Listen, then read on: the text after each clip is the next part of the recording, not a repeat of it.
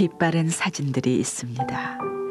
사진 속에서 웃고 울던 사람들은 시간의 뒤편으로 사라져가고 풀과 나무가 있던 자리엔 회색 아파트가 들어섰습니다. 시간 앞에서 추억은 희미해지고 잊지 말아야 할 것들도 모두 잊은 채 살아갑니다. 여기 낡은 사진이 추억을 붙들어 당시를 증언합니다. 개발과 편리란 이름 앞에 우리가 버린 것들이 얼마나 찬란한 것이었는지를 느끼게 합니다. 사진가 이용남, 그의 흑백 사진 너머엔 초록빛 내일이 숨겨져 있습니다.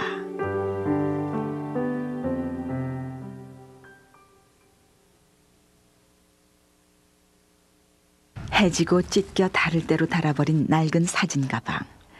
사진가와 동고동락해온 오랜 친구는 그의 지난 삶을 대신 말해주는 듯합니다.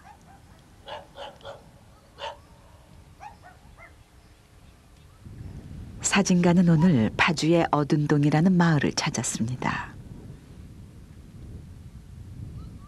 외부에서 들어온 사람들이 이제 이렇게 골짜기니 사가지고 좋은 데로 이렇게 이제 뭐 경치 좋고 이제 이런 데로 동네에서 같이 뭐 어울리시고 그러세요?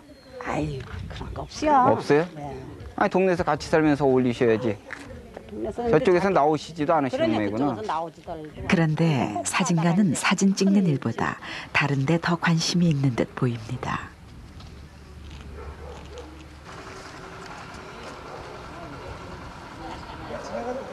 언제부턴가 마을은 변하기 시작했습니다. 개발이 되면서 아름다운 산과들은 사라져갔고 마을 공동체는 깨져갔습니다. 그리고 삶은 변해갔습니다. 우리가 미처 다 알기도 전에 우리의 땅과 우리의 생활 방식이 사라져버릴까 봐 그는 늘 조바심을 내며 발품을 팝니다. 그러나 변화는 예고 없이 찾아오고 그 결과는 쓰라렸습니다. 가면 갈수록 사실 이제 마음이 무척 아픈 거죠. 그 마음이 아픈 것은 지형의 변화도 있지만 그런 그 지형들 외에 사람들이 살아가는 데에 서로 나눠야 되는 정, 사랑 이런 것들이 개발한 측면에서 파괴되고 있다. 삶의 파괴라고 저는 생각을 하는데요. 개발이 오히려 인간의 삶을 파괴할 수 있음을 그는 경고합니다. 그는 파주의 자연마을 460여 곳을 사진으로 기록해왔습니다. 그러나 현재는 이 중 절반 이상이 흔적도 없이 사라졌습니다. 아니, 등록하려고 해다 못한 거야. 아하. 또 길은 나 있나요? 네, 여기 가시면 돼요. 예. 그렇게 마을을 조사하다 오늘은 값진 사실을 알게 되었습니다.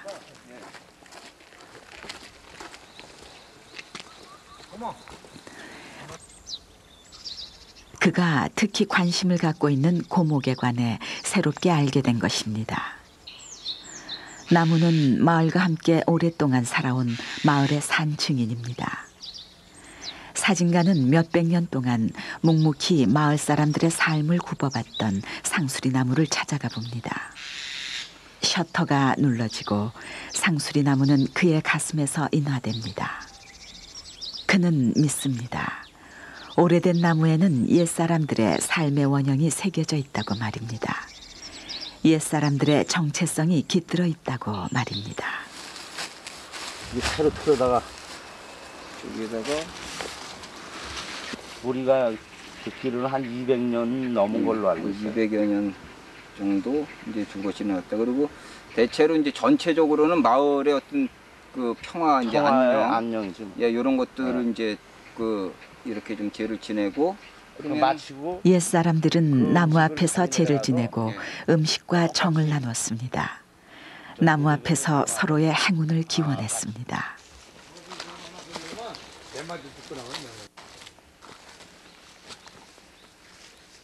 남들이 보기엔 다 똑같은 나무일지 모르지만 이곳의 나무는 너와 나, 사람과 자연을 하나로 묶는 질기고도 오랜 끈이었던 것입니다. 그래서 그는 한 그루의 나무도 함부로 벨 수 없음을 말합니다.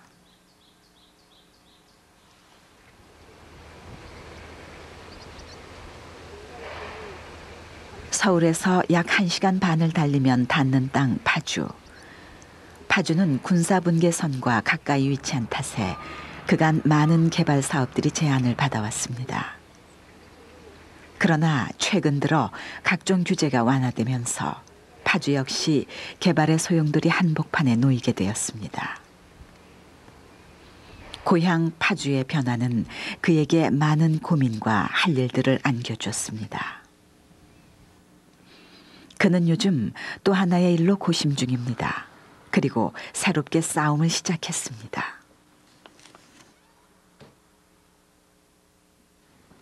파주시 교하읍 마을 어귀에 울창하게 가지를 뻗은 물풀의 나무가 사라질 위기에 처해 있기 때문입니다.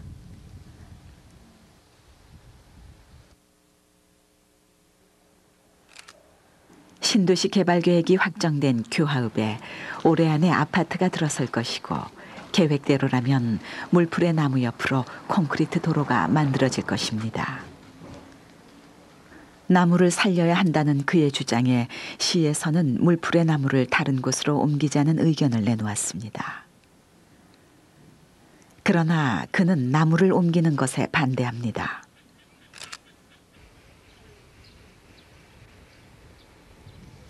농촌 생활에 쓰임이 많았던 물풀의 나무가 500년간 생을 유지해온 데는 마을 사람들의 보이지 않는 약속이 있었다고 생각하기 때문입니다. 마을 사람들과 희노애락을 함께하며 지켜온 나무의 자리. 그 자리를 현대인이 빼앗아선 안 된다고 그는 말합니다. 그래서 여기가 아파트가 형성되고 했어도 여기에 살던 사람들이 여기를 찾아올 수 있는 징표가 돼야 되고 그런 겁니다. 천연기념물로 지정이 되고 안 되고는 이것은 행정적인 문제이기 때문에 저는 그렇게 크게 생각지는 않아요. 이게 가치가 있으면 하는 건데 이 자리에서 이 나무가 옮겨질 수는 없다. 절대로. 약속을 500년 동안 지켜온 약속을 지금 현대사회에 사는 사람들 모두가 그것을 지킬 수 있어야 우리의 환경은 유지될 수 있다는 거예요. 그걸 깨면 안 됩니다. 그는 마을의 정서와 숨결을 무시한 채 진행되는 도시계획에 맞서 싸움 중입니다. 애초에 세웠던 계획을 변경해 이곳에 도로 대신 공원을 세워줄 것을 주장하고 있지만 아직 아무런 결론이 내려지지 않았습니다. 언제 사라질지 모르는 나무의 위태로운 상황을 그는 끝까지 지켜주고 싶습니다.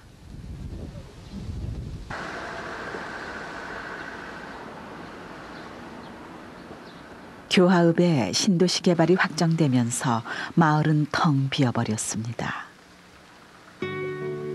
쫓겨가듯 집과 고향을 서둘러 등진 흔적이 마을 곳곳에 남아 있습니다.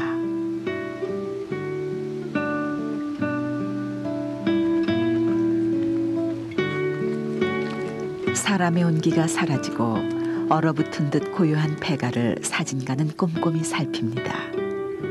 그리고 그들이 미처 다 거두지 못한 삶의 흔적을 사진에 담습니다. 사람들은 무엇이든 사라진 후에야 그리움을 알고 소중함을 발견합니다.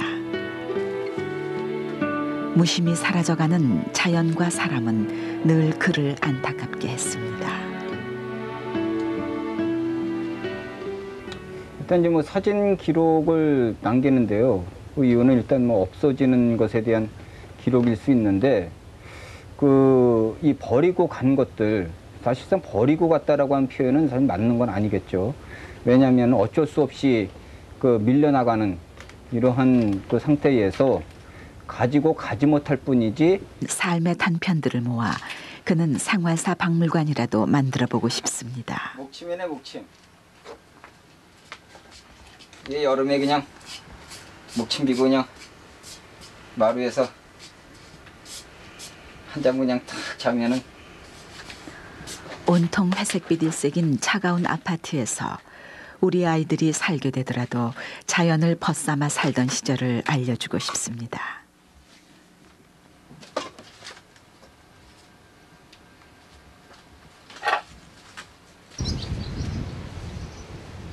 그가 특히 유심히 보는 곳이 있습니다. 마루 밑 댓돌 너머를 살피니 먼지를 잔뜩 뒤집어 쓴 신발들이 나옵니다. 신발은 정직하게 이 집에 살던 사람들을 이야기해 줍니다. 신발엔 삶의 자취가 묻어 있습니다.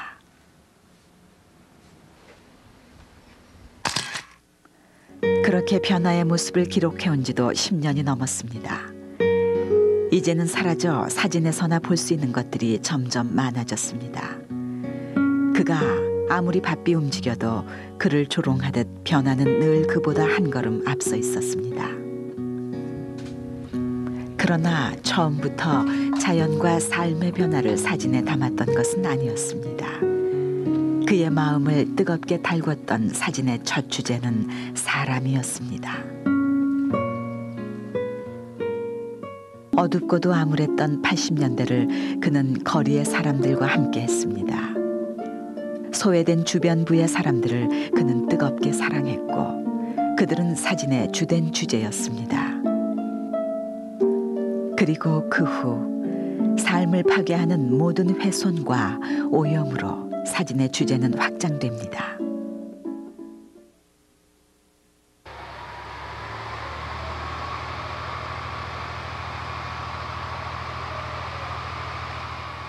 (90년대) 들어 다시 돌아온 고향. 파주에서 그는 본격적으로 환경 문제에 맞서 싸워왔습니다. 우리 군과 미군 부대가 일으키는 환경 훼손과 오염 문제에 관한 사진을 신문과 잡지에 실어 세상에 알려왔습니다. 쓰러지면 다시 일어나 싸우고 또다시 싸우는 그에겐 싸움닭이라는 별명이 있습니다. 그렇게 샘솟는 열정을 태워 쓰는 동안 그의 얼굴은 검게 그을려갔고 그러면서 회색빛 일색이던 파주의 환경 문제에 조금씩 초록빛이 감돌기 시작했습니다.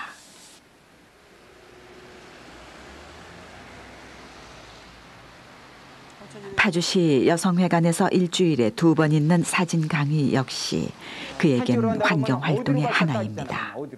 그러면은 꼭 자기 위치에서 먼 데만 생각하잖아. 야, 저기 뭐 동해 가면은 죽여주는데 뭐 설악산 가면은 뭐. 그는 기술적인 것보다도 사진이 담아야 할 철학을 이야기합니다. 하여간 가자. 이런 게 아니야 사진은. 이건 사진 그런 게 아니고 자기 주변을 잘 기록하는 것 그 자체가 바로 생명력 있는 거예요. 왜냐하면 내가 잘 알고 있으니까.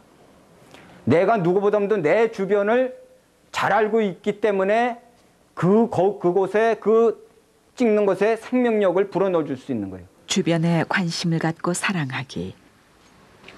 그리고 자신이 아는 것을 실천하는 것이 초록빛 내일을 여는 첫걸음이라고 그는 믿고 있습니다.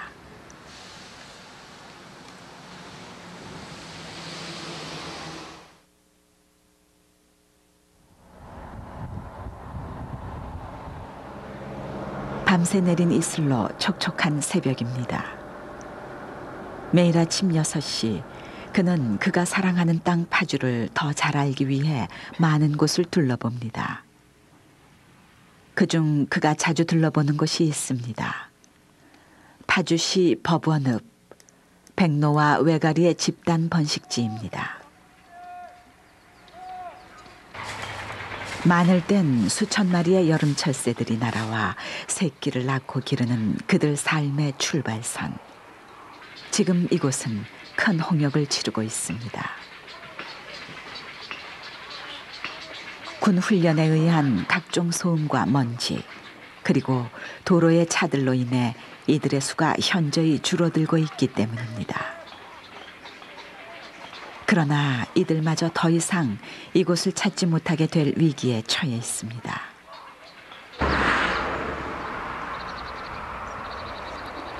훈련장이 더 확장될 계획에 있기 때문입니다.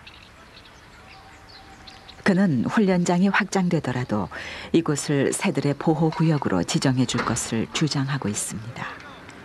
언제나 그래왔듯 이번 싸움에도 쉼표는 없을 것입니다. 뼈아픈 분단의 상징인 임진강입니다.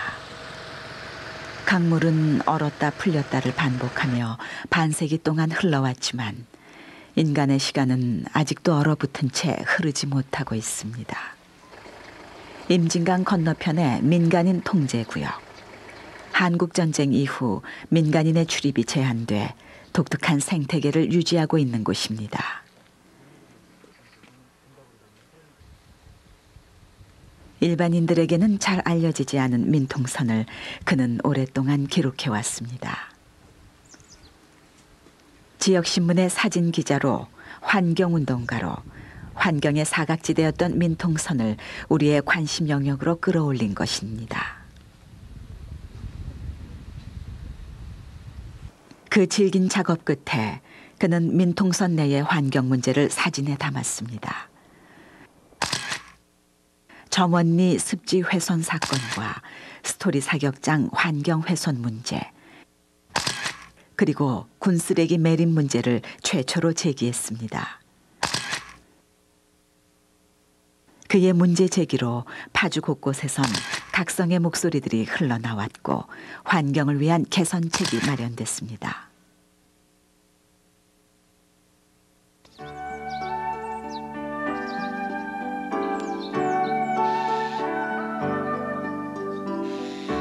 민통선은 우수한 생태계로 전 세계적으로 주목받고 있는 곳입니다. 울창한 숲이 조성되고 숲은 생명을 불러들여 키워냅니다. 한국전쟁 전에 논이었던 곳은 시간의 흐름에 따라 풍요로운 습지로 변했습니다. 습지는 다양한 동식물들이 살아가는 데 중요한 곳입니다. 습지 부근에서 노루나 고라니의 발자국을 보는 것은 어렵지 않았습니다. 그럼 간 발자국도 있고 온 발자국도 있잖아.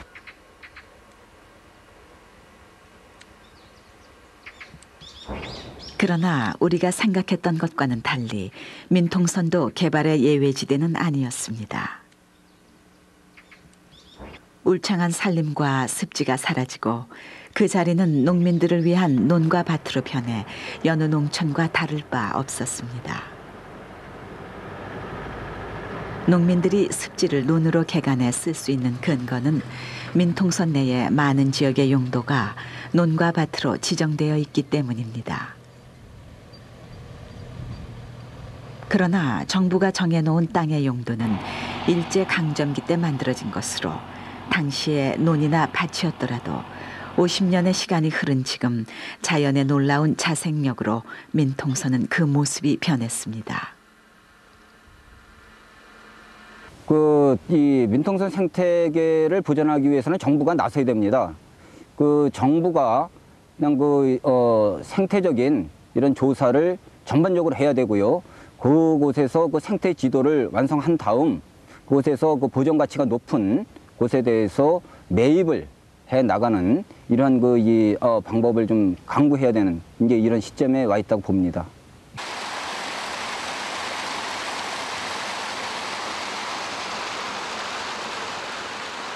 통일 후 한반도의 귀중한 생태 기록장이 될 민통선의 생태계를 위해 이곳에 하루빨리 생태 조사가 이루어지기를 그는 바라고 있습니다.